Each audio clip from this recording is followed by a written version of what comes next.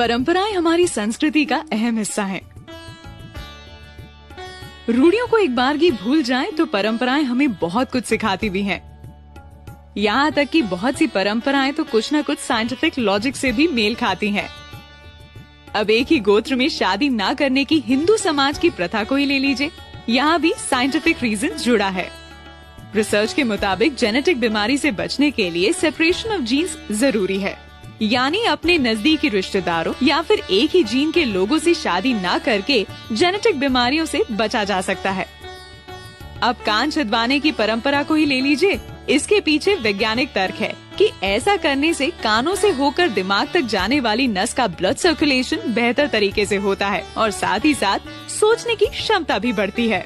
माथे पर तिलक लगाए शख्स को देखकर आपके दिमाग में पूजा पाठ करने वाले इंसान की इमेज बन जाती है, लेकिन इस पर विज्ञान कुछ और ही कहता है।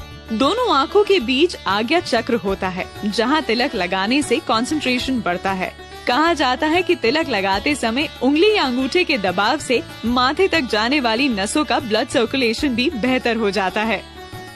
अब बात करते हैं जमीन पर बैठकर खाना खाने की। दरअसल पालथी मारकर बैठना एक तरह का योगासन है।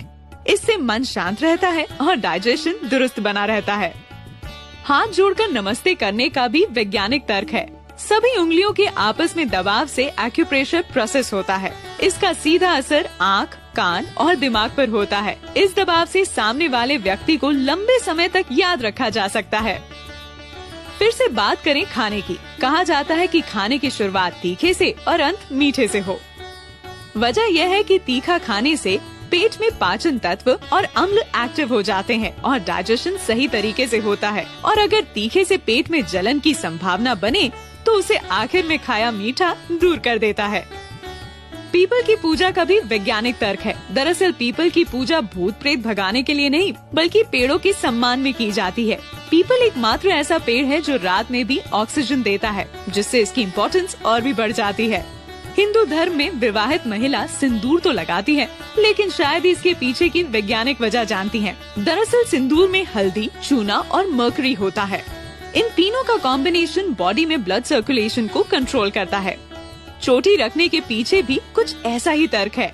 जिस जगह पर चोटी रखी जाती है वहाँ दिमाग की सारी नसें आकर मिलती हैं, जिससे दिमाग शांत रहता है और गुस्सा नहीं आता।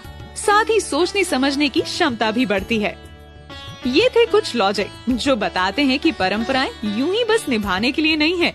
परंपराओं के पीछे छुपे साइंटिफिक लॉजिक समझ लिए जाएं तो फिर उनका दिल से पालन तय ही मानिए।